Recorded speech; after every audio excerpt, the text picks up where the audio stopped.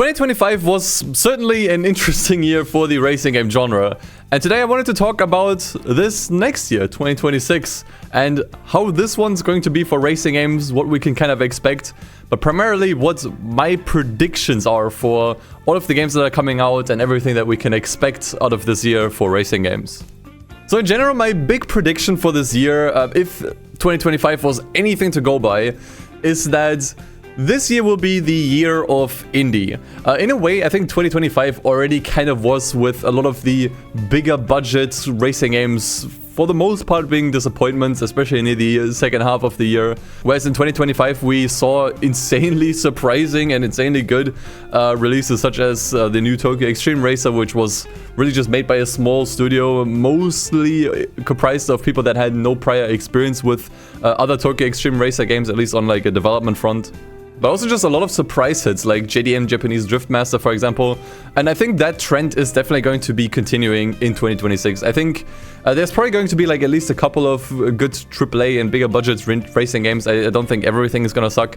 But for the most part, I think the indie scene will just have way more hits than misses compared to the other side of the spectrum. So yeah, it's going to be the year of the indie, and I would generally advise you, like, if you want to play new racing games in 2026, definitely look more towards the indie scene, especially because there's way more on offer currently. We know that there's way more coming out from the indie scene as well anyways. As of now, it seems to be a fairly light year for bigger budget racing games. The only thing that really that we really know of is Forza Horizon 6. And honestly, with Forza Horizon 6, I'm not sure. So let's just start with like all the big budget games. Let's just get those out of the way first. And yeah, obviously Forza Horizon 6 is pretty much at the top of that list. Yeah, I have kind of like mixed expectations with this game. I'm not like as doom and gloom about this one as most people are. This primarily has to do with two major reasons. First one, this had the longest development cycle out of any Horizon game by far. And number two, this is the first Horizon game that does not release on the Xbox One since Forza Horizon 2, which I think will give them way more flexibility with the game itself. In general, one of the major problems with the Forza Horizon series has been stagnation. And I think a lot of that stagnation just came from them still needing to make these games run on a base Xbox One from 2013. I think that was always the limiting factor for these games. And now that the Xbox One is not being supported anymore with Forza Horizon 6, it allows them to just do way more. Like, all of the technical limitations they had before are now completely lifted. And I do think we're going to see the fruits of that in Horizon 6. I do expect that the map is going to be way bigger, way more expansive. We're going to finally have like the big metropolis that we always wanted out of a Horizon game. But I also just think on the gameplay level, I think the physics are going to be refined. I think it's just going to be like a lot of big improvements with this game on a foundational level that we've been wanting for so long. And so in that sense, I do expect that Forza Horizon 6 is finally going to be that breath of fresh air that we always wanted, especially because the location itself with Japan is infinitely more interesting than Mexico. And I do think that they will handle and show off this location in good ways too. However, I don't think everything is going to be sunshine and rainbows. So while I do expect that this is going to be like a big step forward for the series and a massive breath of fresh air for a lot of people, I don't think it's going to be a perfect launch. This mainly has to do with just Xbox and Microsoft having a history of just rushing games out the door. And let's be honest, no Horizon game has ever had a perfect launch outside of maybe Horizon 1 and 2. So Horizon 3, honestly, on console was like fine as far as the launch went, but it was really bad on the PC front. Like on PC, since it was the first Horizon game that launched on PC, it launched with a myriad of issues, and then that kind of continued with Forza Horizon 4, but on Horizon 4 it just kind of seeped into other aspects as well, and Horizon 5 in particular was probably the worst offender, where like on launch convoys were not working for like a solid 2 weeks, and there was just other like network issues. And I would definitely expect the same thing, unfortunately, for Forza Horizon 6, especially since they, I assume, at least use an upgraded version of the Forza Tech engine. So, you know, it's going to be like completely fresh and new. And I think there's going to be like some kind of launch issues, whether it's on a technical front or on a network front, maybe both. And that is definitely going to sour a lot of people on the launch. Forza Motorsport also was not perfect. And I think if that was any indication, I would definitely expect the same thing to happen with Horizon 6. But that being said, I think over time, as they kind of like get these things under control, I think people will eventually like come around to Horizon 6 and realize, okay, this is actually like a big step up over Horizon 5. At least those are my predictions. And so that leaves us with the next big franchise in, I guess, the arcade racing genre, which is Need for Speed. And my prediction for Need for Speed, quite simply, is that there's nothing to predict. So there's also the reason why I'm showing the Unbound trailer, because it was kind of like the last major thing we had, I guess. I don't expect there's going to be any news on Need for Speed. At least I would be very surprised if there's going to be any like major announcements for the series, because at the moment, I assume there isn't actually a Need for Speed in development. Maybe they built the skeleton of the next game, like they built like some of the bare basics. But at the moment, it doesn't seem like there's any work being done on Need for Speed. They basically pulled Criterion off of Unbound and basically like anything Need for Speed related to work on Battlefield 6. And I would assume that they're probably also going to continue to work on Battlefield 6, at least in some small part. So that kind of leaves Need for Speed in a weird spot, especially since we had the acquisition of EA by Saudi Arabia, the Saudi Arabian government. And yeah, my stance, I think, still stands from that previous video, where I do think the main reason why they bought up EA is because of the sports games. You know, they want to like get massively into like all of the sports stuff. And that also extends to gaming. And, you know, EA has always been kind of like the main front for sports games. So at that point, it just feels a little hard to believe that they are willing to fund a Need for Speed. I don't think this is what they bought EA out for. I'm kind of feeling on Need for Speed at the moment. I'm not sure if there's ever going to be a new one or what's going to happen with the franchise at the moment. But at the very least, I feel fairly confident in saying there's going to be zero Need for Speed news.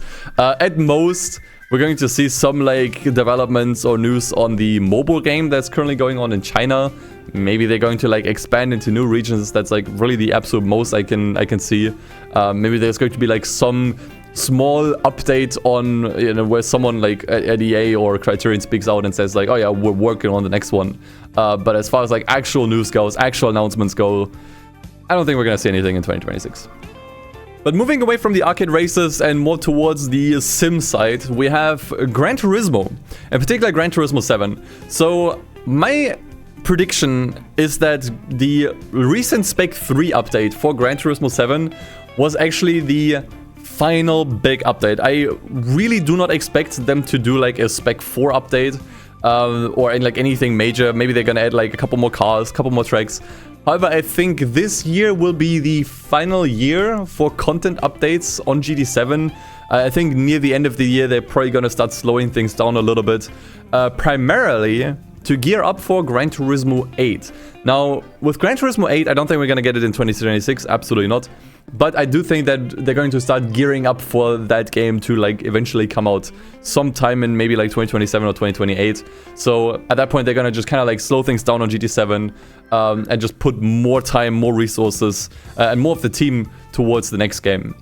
Now, whether Gran Turismo 8 will still come out on the PlayStation 5 or whether they're gonna wait until the PlayStation 6 comes out and make it a launch title for that game, I can't tell. I also can't tell how different it's going to be from GT7. With GT7 already feeling very similar to Gran Turismo Sport. They clearly took Gran Turismo Sport as a base. Whether they're gonna do the same with Gran Turismo 8, I'm not sure. But as far as Gran Turismo 7 goes, I don't expect like anything major happening in 2027. So I think this year is going to be like the last year for like content updates on GT7, but remains to be seen. And now on the other side of the coin, for these like simcade or more sim-leaning games, we have Forza Motorsport. And you might be wondering why I'm even mentioning it here. Because, well, they basically recently announced that there's not going to be any more major content updates for Forza Motorsport 8. The reason why I'm mentioning it here is not because I expect them to change their mind or anything. But it's because I kind of expect sentiment to shift a little bit. Not completely, but a little bit on that game, as well as also TDU Solar Crown. I would also just kind of like put that into the same basket. But let's stick with Forza Motorsport for now. So Forza Motorsport has officially received its last major content update with the Fujimi Kaido update. And since then, it has been mostly silence. We knew that the team at the game, like Turn 10, was basically cut in half. until they eventually announce that they're only going to be doing like some basic maintenance updates on the game, and that's going to be it. Like whatever content is in the game at the moment, that is it. Now, obviously that's not great news.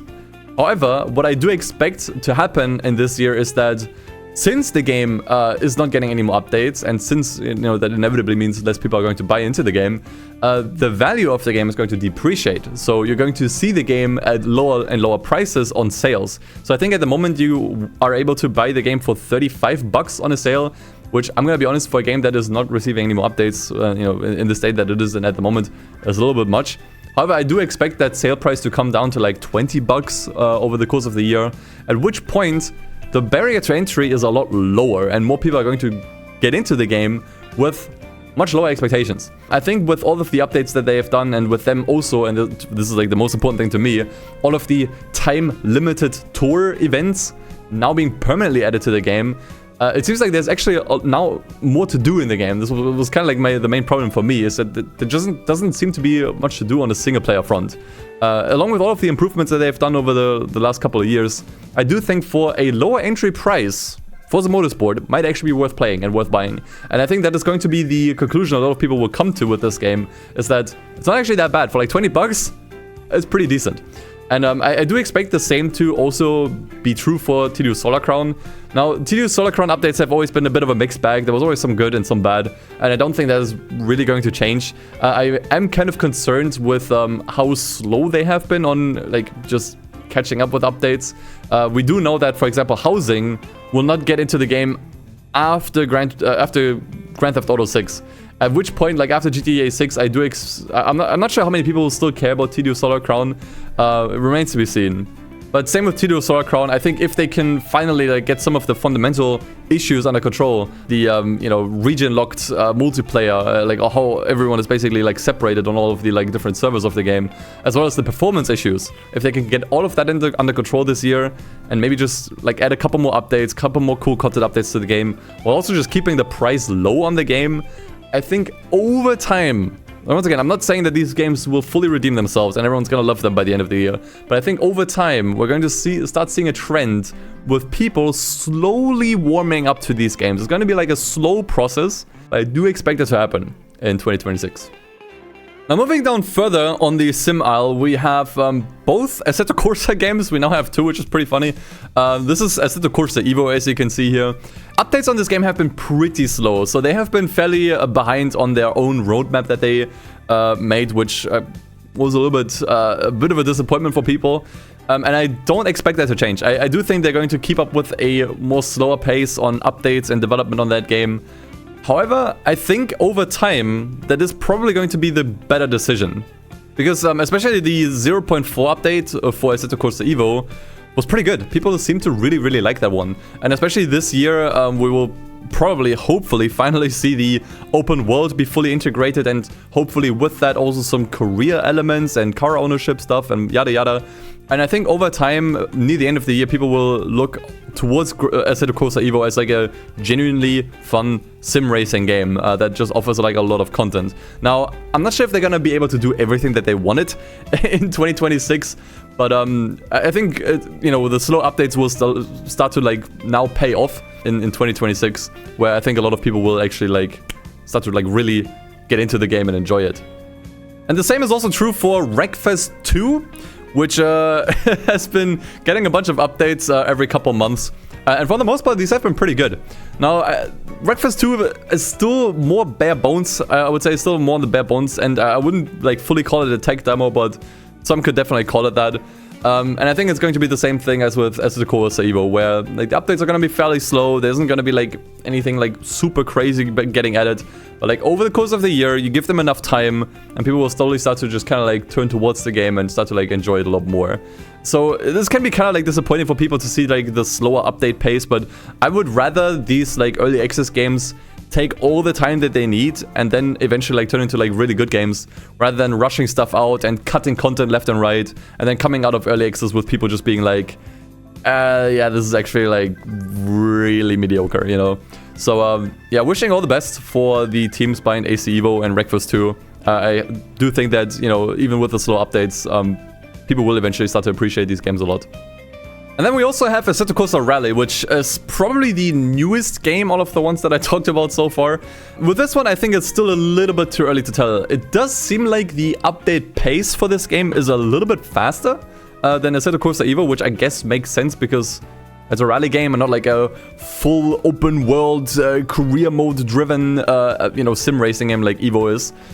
So I do expect the pacing for the updates to be a little bit faster. Whether this game will actually fully come out of early access by the end of the year, I'm not sure. I think it will probably still take the entire year to just release updates and whatnot.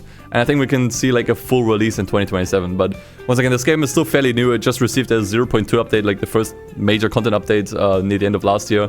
So it's still a little bit too early to tell with Rally, I think. Now that is all of the bigger budget AAA, AA games out of the way. So let's talk about the indies, which, as I said earlier in the beginning of the video, I think is what's going to be really dominating this year for racing games.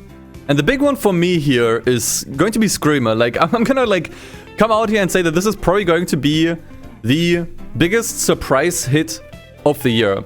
This seems like an insanely out there, extremely creative racing game to a degree we have not seen in a really long time. Like, they are trying insanely crazy, wacky stuff that I will say I don't think is going to hit with everyone. I don't think this is a game that everybody will jive with because it seems to have a big emphasis on story, which obviously a lot of people that play racing games don't actually want or care about usually, but also very different controls. So you have basically like a twin stick control scheme. If you've played Inertial Drift, it's probably going to be fairly similar to that.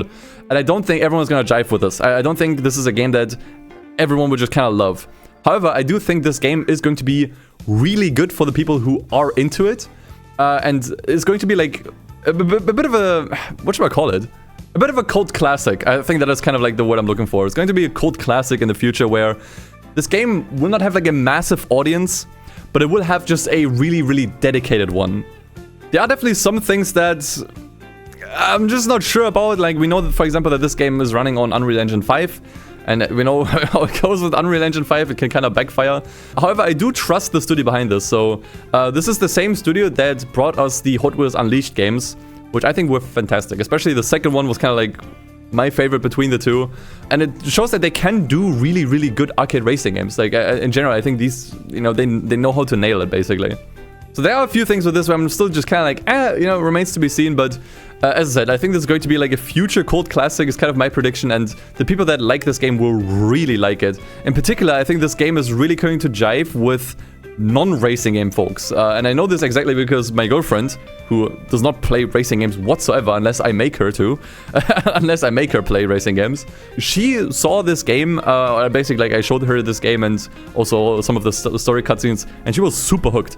And I don't think she's alone with that. I think this game is going to really hit with non-racing game people, like people that just play variety, like any genre basically. I think that's really the kind of audience that this game is like really going to hit with. So really excited for this, honestly. This is probably like the racing game I'm looking forward to the most, outside of like Forza Horizon 6 and maybe some other stuff. Really curious to see how this one's gonna land, with people, honestly. And then we also have Nightrunners, which I don't think I ever talked about in any capacity on this channel. This one is a bit of a weird one for me because I have not played this yet, and it's been so long since the prologue came out that I feel like at this point, I just kind of want to wait for the full game to come out and just surprise me. But as far as I understand, this is just a one-person game. There might be like some people helping out, but for the most part, this is a solo dev game as far as I understood. Feel free to correct me if that's not true. And this has a Patreon behind it, or like some kind of like support system behind it, and is getting like absurd amounts of money every month. Like this game is getting like crazy amounts of support, which puts the team behind this game in a really comfortable position to just like leisurely develop the game, not rush things out, and not stress each other out, which I think means that this game will probably not come out in 2026. I do think this game is going to be postponed. If this was kind of like aimed to release this year, I do think it's going to be postponed towards to 2027. I do think they're just going to take their time with this one, and I do think it's probably going to be better for it. However, I'm looking forward to it. I think it looks super rad for what it's worth. I guess we're gonna see. I do hope that we're gonna at least like get some update or maybe like another small demo to just kind of like bridge the gap to the release. But yeah, remains to be seen. But other than Nightrunners, we have another Toge racing game, not Toge racing game, highway racing game with Toge Xtreme Racer. So this game was kind of like one of the best games that came out in 2025, like undoubtedly. Was a massive surprise. I do expect that there's going to be a big announcement on something Toge Xtreme Racer related. I don't think we're already going to be seeing a sequel to this, but there's definitely going to be something that Genki is cooking that they will be ready to announce, I would assume probably near the end of the year.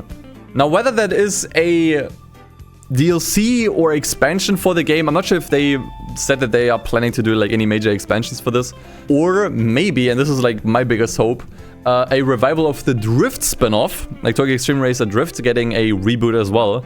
That would be my like kind of like favorite thing that they could announce.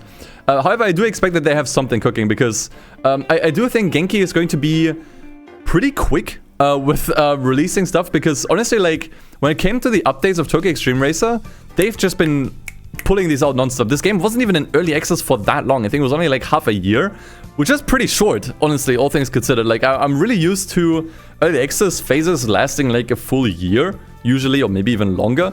And I do think that in general, Genki is really resourceful, or is going to be really resourceful and smart with their development, because like all things considered, the games that they make are fairly simple. Like Toge Xtreme Racer, or maybe even the Drift series, those are like somewhat simple, you know, mainly single player racing games with an emphasis on like PlayStation 2 game design language, which like you know, is much easier to make than an open world racing game with like multiplayer functionality and this and that and open world activities. So the games that they make are already like fairly simple, or like much more simple to make, and I do think that they're going to be like more resourceful with all of the assets. They're going to be reusing stuff wherever they can, which will lead to them being able to make games or updates much faster than I think most people expect. Especially with, you know, Toge Xtreme Racer being so successful, I think they were able to really expand the team and expand the budget on future projects, while still keeping things fairly reasonable in terms of scope. So I do expect something big to be announced near the end of the year when it comes to Toge Xtreme Racer, but I wouldn't expect like a new game or anything major to come out. If there is anything coming out, it's probably going to be an expansion for the existing Toge Xtreme Racer, but we can definitely expect something new from Genki this year, I would say. And here's a game that I think many people don't actually have on their radar. It seems like no one is talking about this, and everyone just keeps forgetting about this game's existence, but this is a new Carmageddon game, right? Like this is Carmageddon Rogue Shift, which is an attempt to revive the Carmageddon IP.